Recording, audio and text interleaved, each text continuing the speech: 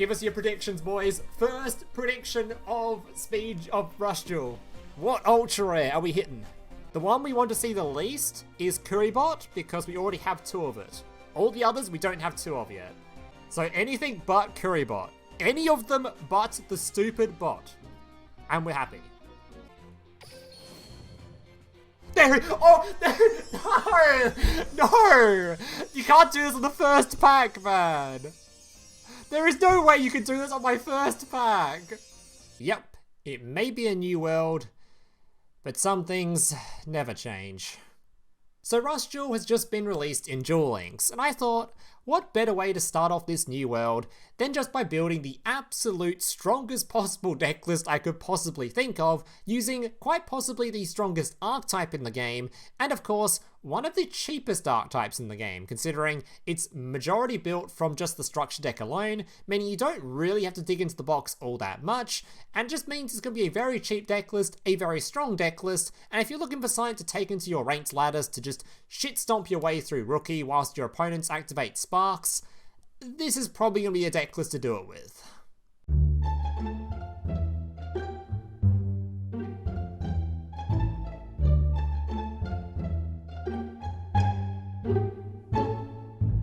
So here's today's deck list. Now just a reminder before I get into the deck list, if you guys are enjoying today's video and want to see more content just like this in the future, especially if you're after some more Rush Duel content, as I have a whole bunch planned coming up, including basically any single deck you can think of. I've got your warriors, your dark magicians, your spellcasters, especially your psychics, your dragons, all those videos planned coming out probably over the next 2 to 3 days. I'll try to get all those videos out, so if you want to see any of those deck lists or more deck lists from me in the future, remember to like on this video and consider subscribing to the channel down below.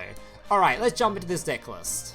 So today's deck list is obviously going to be Voltcondor, which in my opinion, at least from first look, it's going to be the best deck list in Rush, at least for the moment. Maybe once the meta sort of evolves and people adapt and learn what's good, what's bad, and sort of see what's good in the game and learn actually how to play it, it might change. But for now, I think this is by far going to be the best archetype in the game. Maybe my list isn't going to be necessarily the best variant of the deck list, maybe after a bit of optimization that will change, but at least for now, this archetype, it's going to be insane, and if you play this variant of the deck, you're going to climb the ladder extremely easily. So let's get into the actual deck list itself, starting off with the skill, which in my opinion is just, it is insane. It's definitely one of the best skills that they've got in the game at the moment.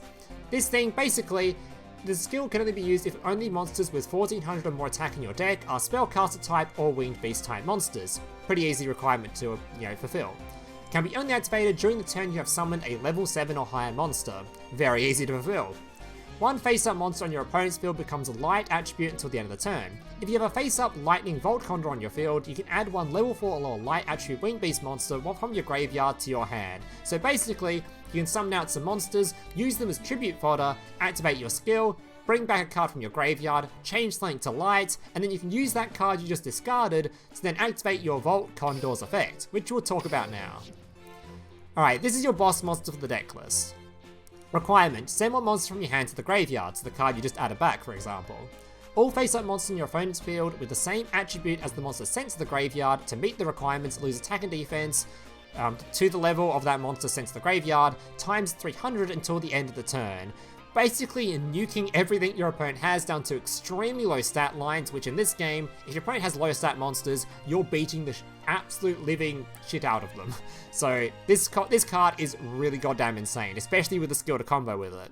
Another good card to combo with the skill, or like good to combo with the deck list in general, is your Dark Crested Hawk. Requirements: if your opponent has a face-up light attribute monster on the field, send the top card of your deck to the graveyard. Your skill makes one of your opponent's monsters light attribute. Also keep in mind, basically your skill's requirement is just normal summoning level 7 monster. This thing is also level 7, just like your Voltcondor. This thing can trigger your skill, but it won't allow you to add back cards from the graveyard unless you have this guy on the field as well. Alright, one face-up winged beast type monster on your field gains 1000 attack until the end of the turn, which also includes himself. So you can just summon this guy, make him 3100 attack, and beat over anything. Or if you want to make one of your smaller winged beasts be able to beat over one of your opponent's monsters, along with this card, you can do that as well. So a bit of versatility to this card. Alright, then we'll go through the rest of the deck list, because the rest of the deck list, it's all sort of more supporting-ish cards. That's the main gist of what you're trying to do. First up, we have your Kuribot.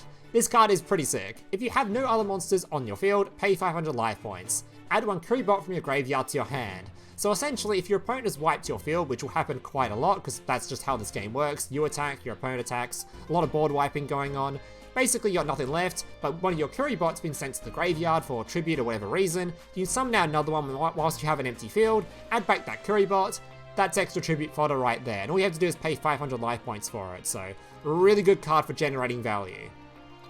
Then we have your Torna the Windweaver. I'm only including 1 copy of this card, as although it's an insane card, I don't have too many high tribute monsters in my deck list, so I'm going to sort of stick to the 7 for now. 7 might even be a bit too much, so I would consider cutting this card maybe, but for now I'm sort of running it because it feels pretty good.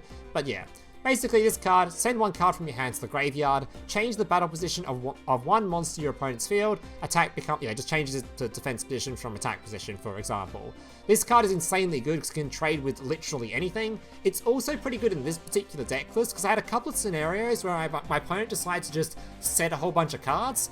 This thing can take one of those set monsters, flip it to face-up attack position, for example, then you can activate your skill, making your opponent's card light, boosting this thing's attack and just absolutely obliterating them. Because basically you can't use your skill and you can't really do a whole lot of your stuff this deck likes to do if your opponent sets everything, because you need a light monster on the field for you to use the effects, so this card can really help you get there. Alright, then we have your Luminous Parrot. This card's also really goddamn good. If your opponent has 2 or more face-up monsters on the field, send the top card of your deck to the graveyard. 99% of the time, after your opponent's turn, they'll have 2 monsters on the field. It's very rare they have like 1 or less, and if they do, you can probably get through their field without this card anyway. The attribute of 1 face-up monster on your opponent's field becomes light this turn. Really good for this card, really good with the skill. Basically, if you have this thing in the skill, your opponent's field, at least 2 of their monsters, are just going to be absolutely obliterated by your boss monster. Then we have your Thunder the Thunder.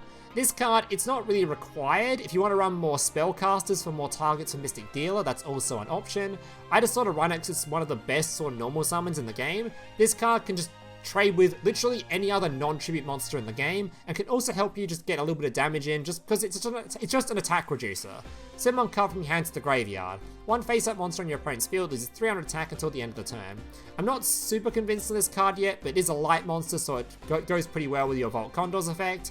And it's also just, yeah, like I said, it can trade with most things in the game, so I'm keeping him here for now, but if a better card comes along, this is probably the first card I'll cut, and maybe I want to run some more spellcasters for more targets for Mystic Dealer anyway. Speaking of your dealer, this card's requirement is send 1 spellcaster monster from your hand to the graveyard. Draw 1 card. We're not playing a whole lot of spellcasters, but we are playing the Windweaver, we're playing triple of this, and we're playing triple of this, so this card's effect does come up very often. Alright, Trick Pigeon.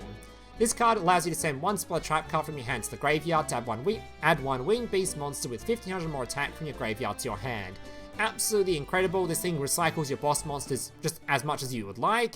The only real downside to playing this card, and this is a really strange sort of a downside, is that the spell and trap cards currently in this game don't feel very good in my opinion. This trap card's alright, it does some stuff, it's definitely your best option currently, but Pierce, I found this card has just been extremely underperforming as an actual card, because all this card does, if you don't know, is just give one of your monsters piercing damage, so if it attacks a defense position monster, it does damage to your opponent. And I've rarely used that effect, it's always been just discard fodder to add back cards from the graveyard. I'm not super convinced on Pierce, but I do want targets for Trick Pigeon, so I'm going to play 3 copies of it. In other decks, I probably wouldn't even consider playing Pierce, or maybe just play a couple of copies of it. If you want to play 2 copies of this, that's completely fine. I'm not super convinced on it, but I do need targets for Trick Pigeon, so I am going to play it for now. Also, I'll mention this now. I think I mentioned this during the gameplay anyway, but because it's also the exact same reason, where there isn't really that much back row in the game yet, Hammer Crush feels really awful. This card's basically just send 1 card from your hand to the graveyard to destroy a spell and trap card. This card's like an option you can play over Pierce. It's probably a little bit more useful, maybe, but there isn't really any back row to remove with it yet. There's just this trap card. This is literally the only trap card to worry about, so I'm not super convinced on playing this card. I'm not super convinced on Pierce, but I do need targets for this, so it's up to you if you want to play either of these. I'm fine with either. And finally, we have your, actually we've got the trap card next, but we got Dark Sorcerer, your final monster. Basically, this card's just a 1500 attack, spellcaster monster, doesn't really, yeah, it's just good stats and it's good combination with your Mystic Dealer. Alright, then we have your Phantom Bind, the only trap card that's actually usable in this game. When an opponent's monster declares an attack, the attacking monster loses attack equal to the number of monsters of the same type in your opponent's graveyard times 100 until the end of the turn.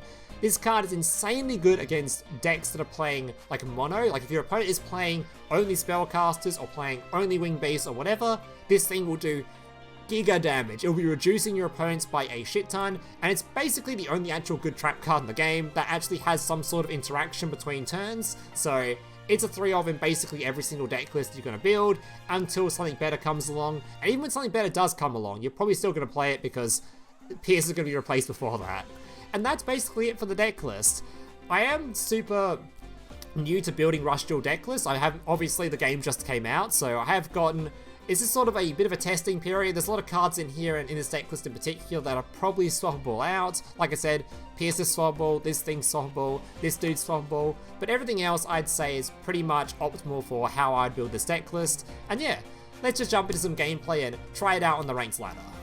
Alright, so today I've got 4 replays to share with you guys. Now bear in mind, I am in rookie rank because obviously this just came out and every single person playing this game is in rookie rank. Everybody is in there, so basically the replays aren't going to be the most optimal replays against the most optimal deck lists or anything like that because everything's new, everyone's playing is new, and therefore not everyone knows how to play or what deck lists to build and all that kind of stuff, and you get a lot of jank deck lists and jank matchups, so win rate wise, I had an insane win rate with this deck list. I think I only lost like 2 games out of like 10 or 12 or so, however many I played with this deck list, which is a pretty good ratio considering the losses are just brick hands where I just draw like all high level monsters, which is pretty absurd when you've got this only like 7 in here or something, but yeah, generally, I just wanted to give you a bit of a warning beforehand.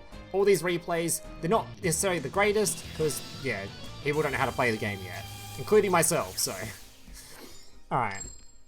Well, I know how to play the game, but obviously I haven't had a whole lot of experience building these decks yet, so.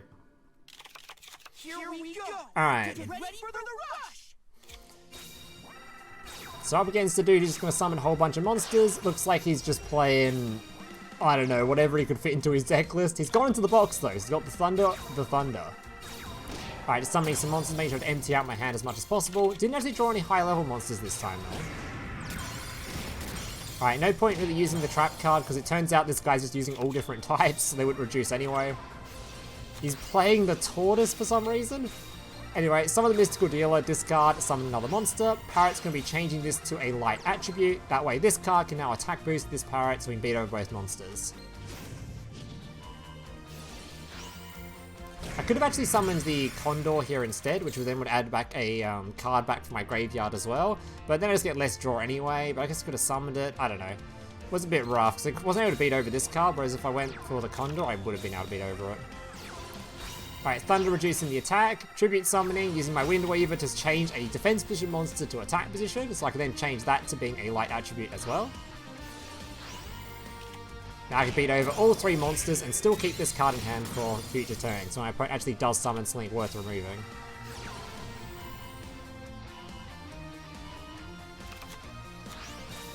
I can't believe this guy was actually playing the Turtle Trap card. God, I can't speak English. Alright, swings in, beats over my monster, beats over my other monster, passes over. I'm going to summon my Kuribot, sign up my other monster, tribute summon into my Voltcondor. Changing something to light with the skill, can add a card back from graveyard to hand, adding back the Pigeon.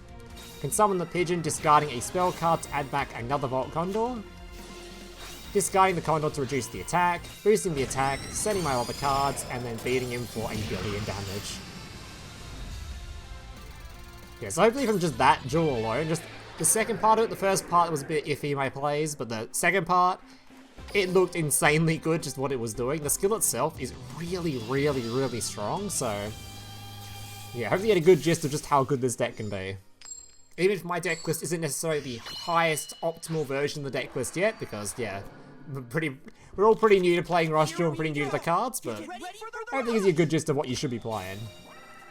Alright, Mystical Dealer discarding, adding a card, getting the Trap card, which feels pretty good. Setting some cards and passing, just trying to empty my hand as much as possible. This card I 100% should have set face down. I don't know why I set the 2300 defense monster face up, that was dumb. I also could have kept it in hand and just kept those other 2 monsters on field to maybe save it for later turns. But I kind of just wanted the card draw anyway. And because this trap card doesn't actually reduce by that much, I generally want to have something on field with enough attack that the reduction does matter so I can trade with something. Didn't matter anyway, my opponent's field turned out to be fairly janky, I guess. He didn't really open that well. I guess his hand wasn't that bad, he just... I don't know what he ended on one. Anyway, ends a bit weirdly. Either way, Tribute Summoning to my Condor, reducing the attack, beating into his face.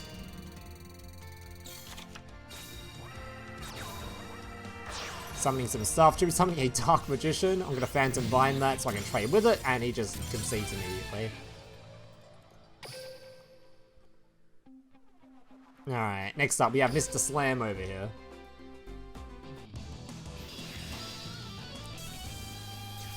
Alright, so that was definitely, I think that's the first opponent I had, by the way, that conceded. I don't think out of any of the other games I played today, we had a single person conceding, which is kind of impressive for Duel Links and Yu-Gi-Oh! In general. Here we go!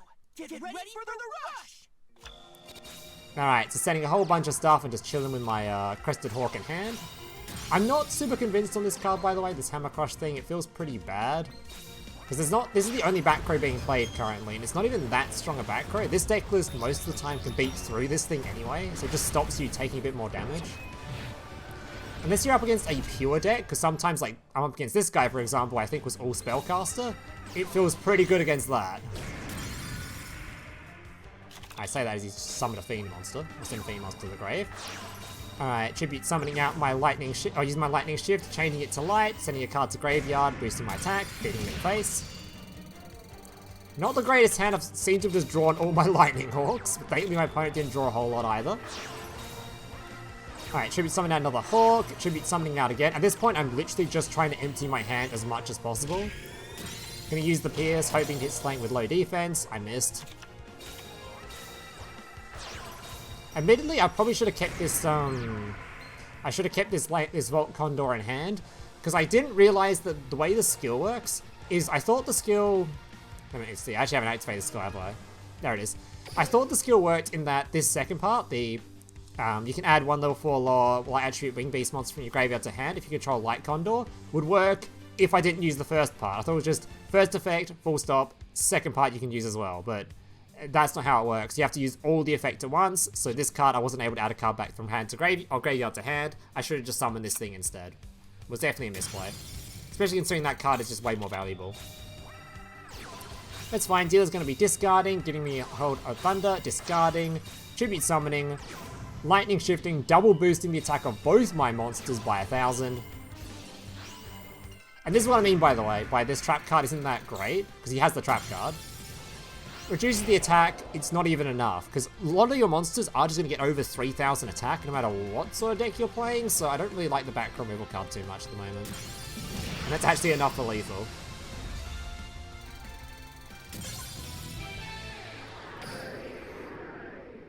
Alright. And final replay.